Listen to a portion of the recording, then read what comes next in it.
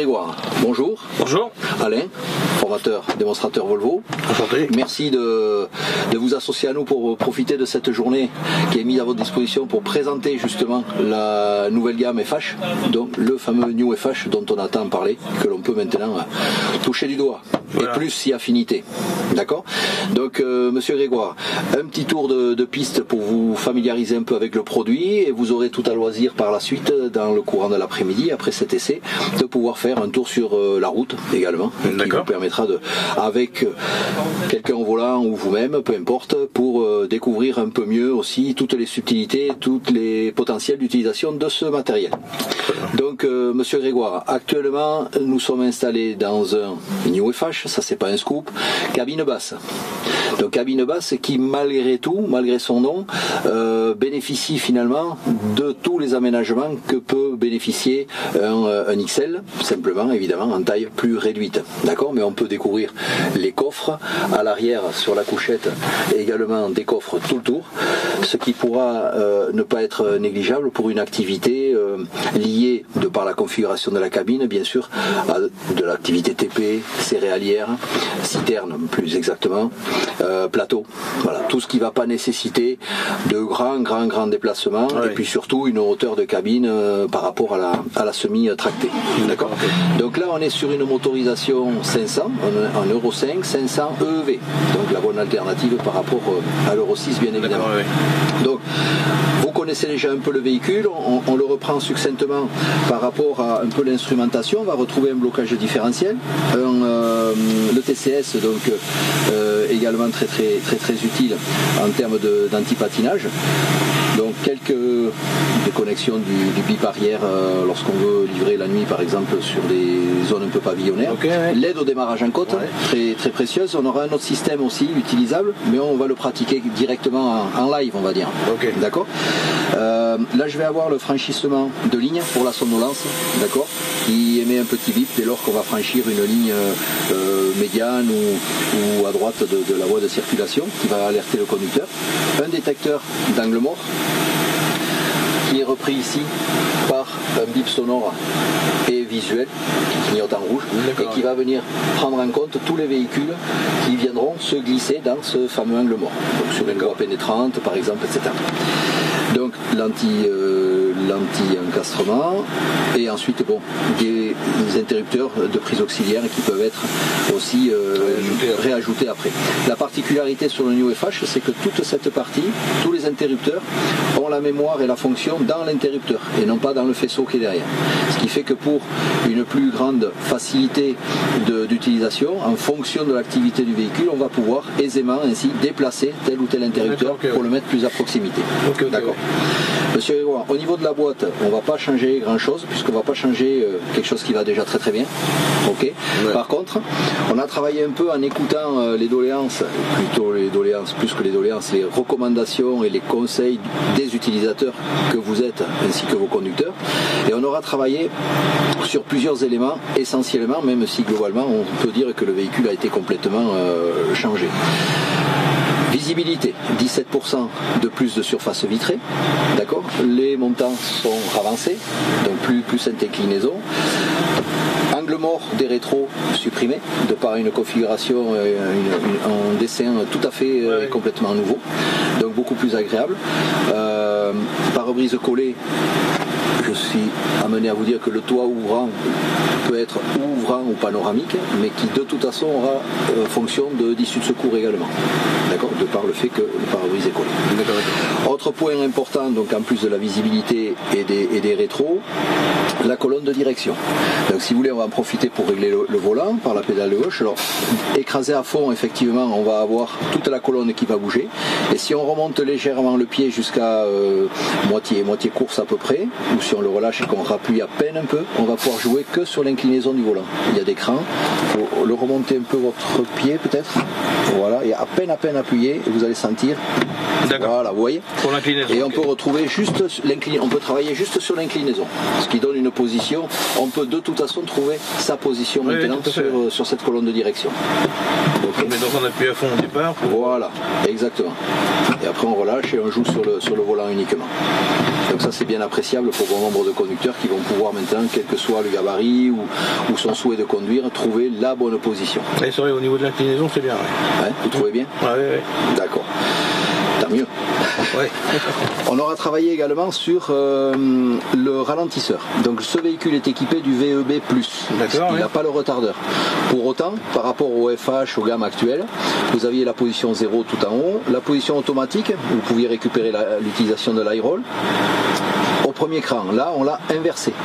Donc l'high-roll, la position automatique est sur le premier cran. D'accord, okay, ouais. Ça permettra forcément une beaucoup plus grande utilisation et donc optimisation du potentiel de l'high-roll. D'accord. Le ralentisseur par lui-même, 3 crans, j'ai envie de dire comme d'habitude, sauf que précédemment, il fallait aller au 3e cran pour enclencher le break. Aujourd'hui, dès qu'on est sur le premier ou le 2 ou le 3, indépendamment, on peut enclencher le break par le petit bouton poussoir ici en bout. J'appuie et je mets mon break, mon surfreinage, donc, que ce soit en position 1, 2 ou 3. D'accord? Ça c'est simplement, les fonctions restent globalement les mêmes, c'est la méthode d'application qui a un peu évolué. Toujours pareil, donner satisfaction aux utilisateurs. Et puis de l'autre côté, logiquement, on avait toute la partie régulateur qui s'est transposée sur le volant maintenant. D'accord ? Autant ici à droite, vous avez toute la partie audio et ordinateur de bord.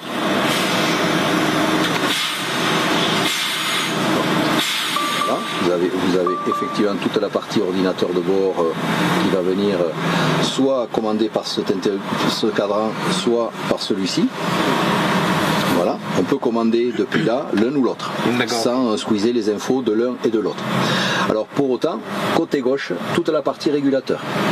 Et particularité de la nouvelle gamme FH, du New FH, c'est que qu'on soit au régulateur ou au régulateur avec la distance de sécurité que l'on peut programmer, vous verrez ça tout à l'heure sur l'essai sur route plus en détail, on va pouvoir faire fonctionner, mettre en fonctionnement l'IC. Vous avez entendu parler de l'IC ? Oui, ce matin. Oui. Ce matin.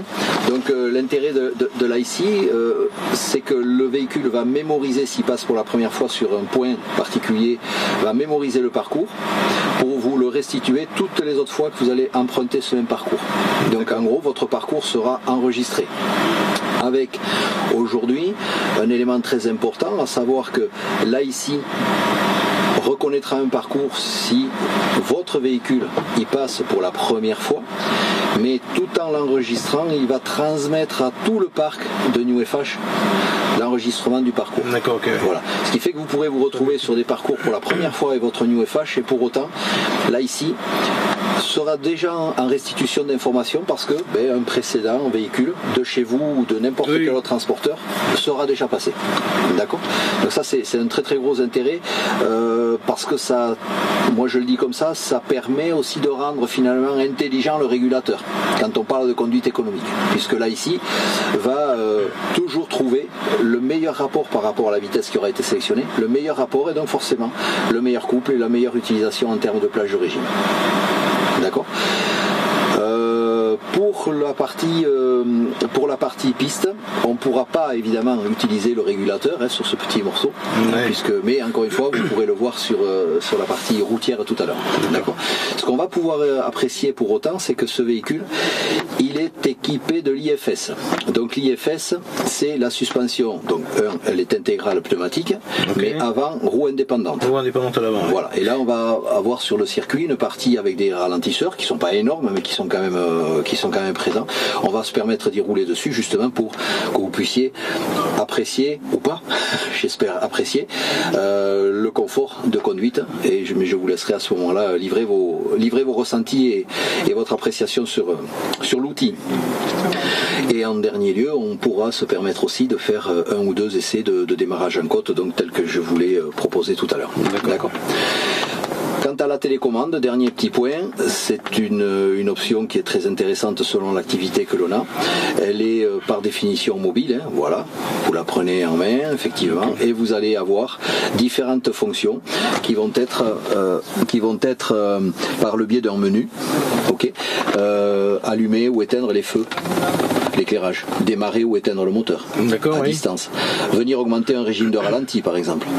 Vous êtes avec un outil auxiliaire, une grue, peu importe. importe, vous avez besoin d'augmenter le régime moteur, vous pourrez le faire à distance sans être physiquement au volant du camion. Oui, c'est possible.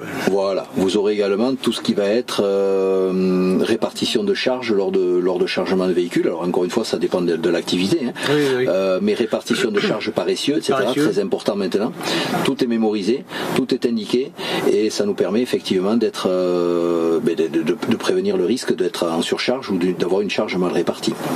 D'accord. Et également des hauteurs de positionnement de quai. Si vous travaillez par exemple, c'est pas votre cas, mais un utilisateur travaille d'une base logistique à une autre base logistique ou à différents quais, il va pouvoir pour la première fois régler sa hauteur de quai, la mémoriser, et quand il va revenir la deuxième fois, en allant sur la position, quai numéro 1 par exemple ou quai 2, tout l'ensemble va se mettre à hauteur de quai. D'accord, très bien. D'accord. C'est un intérêt aussi dans les bases logistiques, quand de plus en plus on nous demande de remettre les clés de contact pour des questions de sécurité.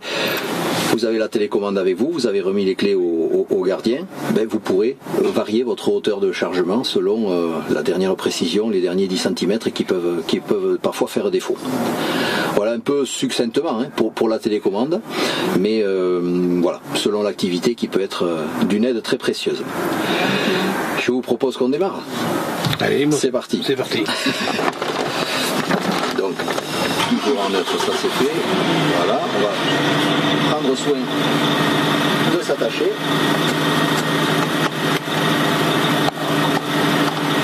Alors par contre, au niveau des rangements, on voit aussi, je vous en ai parlé pour la partie supérieure, mais mine de rien, en partie inférieure, on va avoir une boîte à gants qui permettra effectivement de ranger des CMR, des choses comme ça, sans être obligé de les poser. Bon, voilà, le format est intéressant. On va avoir un petit vide-poche ici qui permet aussi de ranger en toute sécurité et discrétion. Un porte-bouteille avec des range-crayons, etc. Ouais. Et puis on retrouve ce qu'on avait un peu l'habitude sur les questions du bas. Un grand coffre, pour autant qui peut être donc recevoir le frigo. Ouais. D'accord. Et là, un porte-bouteille avec un rangement. D'accord. Non, c'est bien au niveau rangement. Au niveau rangement, il y a vraiment tout ce qu'il faut. Hauteur, on va se retrouver à 1m71. On est pour autant dans une cabine basse. Oui. Et 1m71 utile et 3m43 de hauteur totale depuis le sol. Ça, très important pour vos collègues qui, eux, utilisent de la BNPP, par exemple, pour passer sous les traînées. Ouais. D'accord. Voilà. Okay. On se fait un petit plaisir, on va rouler. Allez. C'est parti. Donc oui, d'accord, ok. Le frein. Alors le frein est électrique, donc il suffit que là vous avez fait l'action pour l'enclencher. Si on veut l'enlever, il faut pousser. Et après, autre élément intéressant, je le remets. Voilà. Simplement le fait de prendre l'accélérateur, il va se couper tout seul dès que vous allez démarrer. Ah ok, d'accord. Voilà. Vous mettez sur le A, vous démarrez, il va se reprendre tout seul.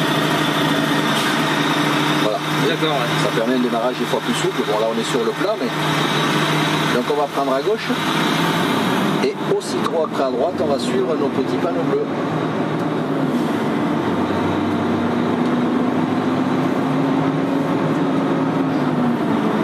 Je vous laisse découvrir toute la visibilité, la façon, les angles morts et tout ça. Je vous laisse le découvrir, mais j'espère surtout l'apprécier. Ouais, au niveau des rétros, c'est très bien, celui-là du bas là. Ouais, ça donne une belle visibilité. Ouais. Et vous voyez le petit jour entre les deux rétros, mine de rien dans les ronds-points, etc., ça aura son utilité. Et le fait qu'il soit reculé par rapport à la génération actuelle, on va dire, et évite d'aller se pencher pour chercher s'il n'y a pas une voiture ou un véhicule X ou Y caché derrière le rétro dans un rond-point.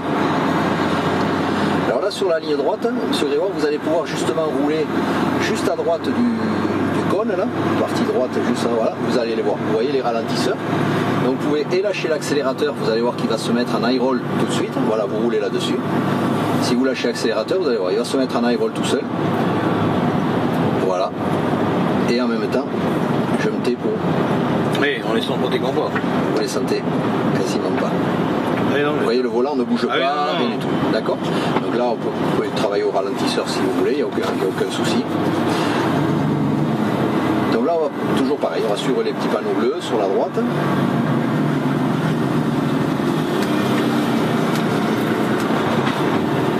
On est chargé comment là? Alors on est à 42 tonnes, donc BNTP, 42 tonnes, c'est un genre de mélange de gravier sablonneux là.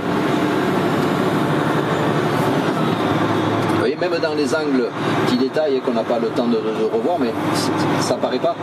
Mais le concept produit avec l'adhérence ici fait que c'est mobile et ça ne bougera jamais. D'accord ? Voilà. Et là, vous allez pouvoir prendre les 3 crans, passer 1, 2, 3 pour apprécier le ralentisseur et appuyer en bout. D'accord, ok. Vous voyez ? Donc il vous amène dans les 2000 tours, donc il est très très bien par rapport à l'utilisation pour laquelle il est prévu. Et selon l'anticipation que l'on a, sur ce genre de descente qui est quand même à 12%, on va se trouver en situation de ne pas avoir besoin d'utiliser pour autant le frein au pied. Et 12%, et on est, vous disiez, 40. C'est bon, je laisse passer.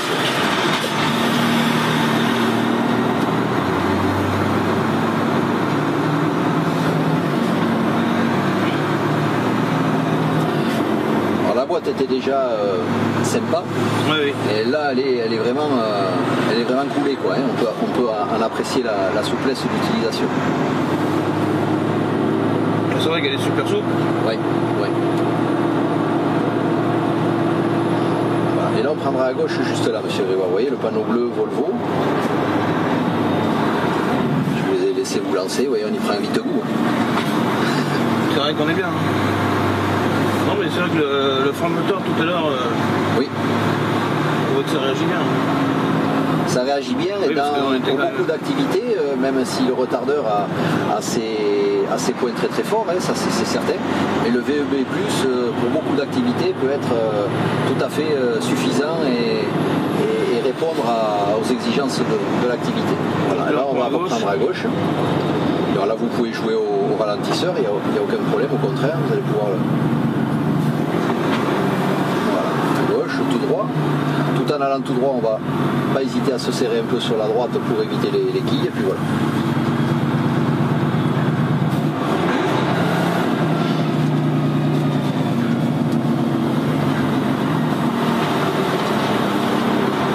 Très bien.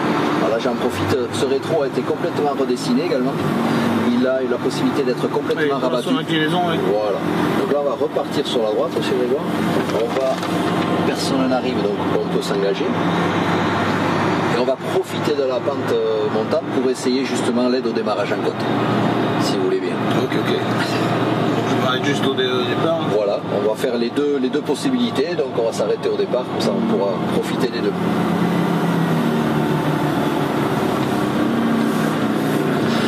Là, il n'est pas actif parce que dès qu'on a coupé le contact, il se désactive. Puisque ça doit être une volonté pour le conducteur de l'activer ou pas. D'accord ? Donc, on va l'activer.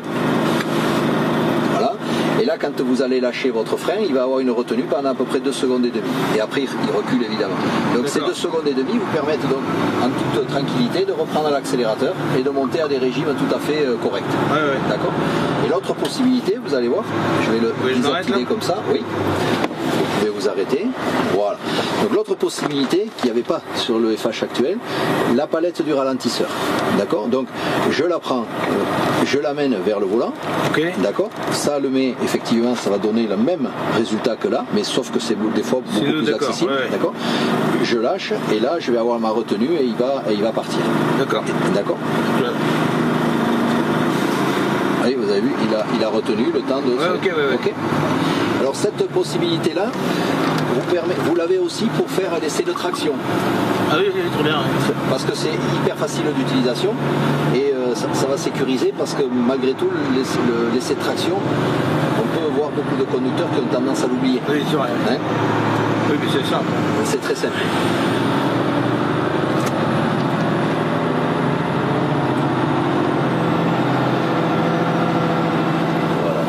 Personne en vue, on peut y aller. Et donc là, le voyant qui est allumé, c'est celui-là. Oui, ça c'était pour le réglage, comme il est connecté avec un détecteur de pluie automatique. D'accord, ok. Mais c'est vrai que depuis 2-3 jours, on apprécie finalement de ne pas s'en servir. On a presque oublié d'en parler. Donc, position alternative et régulation de vitesse. Donc, voilà. Là, on va remonter à gauche, absolument.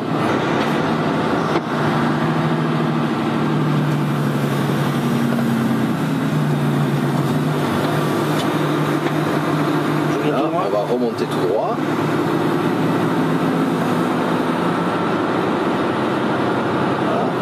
venir s'arrêter quasiment comme si on allait face à au milieu de la semi-fourgon à peu près. Voilà, très bien. On peut...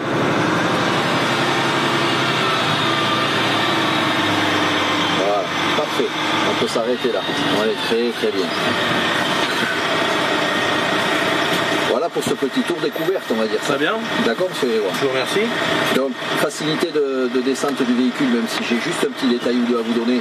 Pareil, on prend facilement la pédale à gauche pour relever le volant et pouvoir sortir à votre guise, on va dire. Donc là, alors, si vous voulez l'actionner effectivement comme vous avez fait, mais il faut sentir un petit cran. Encore un peu. Voilà. Okay, par contre, je me permets de le renlever si vous voulez rester le pied sur le frein. Voilà. Vous coupez le contact. Et en sécurité, il va se mettre tout seul. D'accord ? Oui, c'est vrai. C'est mieux. Alors, petit détail aussi, important quand même, surtout dès lors qu'on revoit le soleil, le pare-soleil est électrique. Donc, je vais mettre le contact. Voilà. Et vous pouvez donc comme ça le régler à votre guise vraiment. Des deux côtés, bon, bien évidemment, puisqu'il est intégral, mais avec une grande précision. D'accord ? Donc le pare-soleil latéral, effectivement, allez-y, voilà. Et il suffit de le replier. Donc du rangement. Ici également, au-dessus des... Voilà. Au-dessus des portes. C'est vrai que non, au niveau rangement, il n'y a rien à dire pour une cabine basse. Non, et vous retrouvez dans la couchette toutes les fonctions pour régler l'autoradio, la clim, etc. Le réveil depuis la couchette. Okay. Après, vous pouvez avoir certaines options. Ce véhicule n'est pas configuré comme ça, mais d'autres le sont. Vous pourrez le voir en faisant le parcours routier où la couchette a une inclinaison possible au niveau de la tête pour plus ou moins se relever et varier sa position de sommeil ou de repos. Oui, comme on avait sur les anciens. Oui, absolument, absolument. Donc là, Volvo a travaillé également sur la densité de mousse de la couchette. En extérieur, on est autour de 81 cm. Ça fait, il y a un delta par rapport au passage de siège, on va être à 70-72 cm de largeur 100% utile, avec là aussi des rangements sur l'arrière. Voilà ce que je pouvais vous présenter. Non, mais c'est très bien, c'est pour une cabine basse, ça fait quand même une place assez spacieuse en fin de compte. Oui, comme je disais tout à l'heure, 1m71. Alors c'est sûr, si on fait 1m80, il en manque un peu, mais 1m71, on peut déjà commencer à s'y relever. Tout à fait. D'accord. Voilà. Ok. Donc je vais vous laisser entre les mains, c'est une image de Emmanuel qui va vous poser 2-3 petites questions sur votre premier ressenti, et après on se dirigera vers la piste où vous pourrez, si vous le voulez, aller essayer sur la route. D'accord. Ok. Merci beaucoup, monsieur Grégoire. Merci. C'est moi.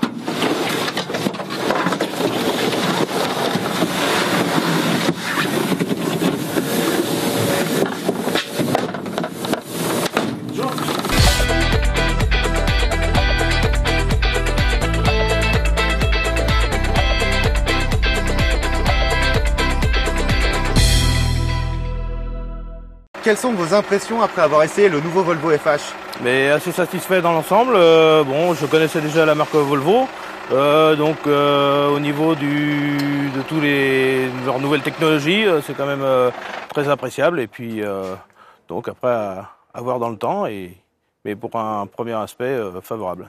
Et au niveau des sensations de confort et de conduite ? Très confortable, notamment lorsqu'on est passé sur les zébras là, au niveau de la suspension avant indépendante, qui est quand même c'est très performant quoi. D'accord. Voilà. Vous avez noté un aspect particulier qui vous a plu dans ce camion ? Pour une cabine basse, j'ai trouvé qu'elle était assez spacieuse et très confortable. Merci monsieur. Voilà. Faites une bonne journée. Merci.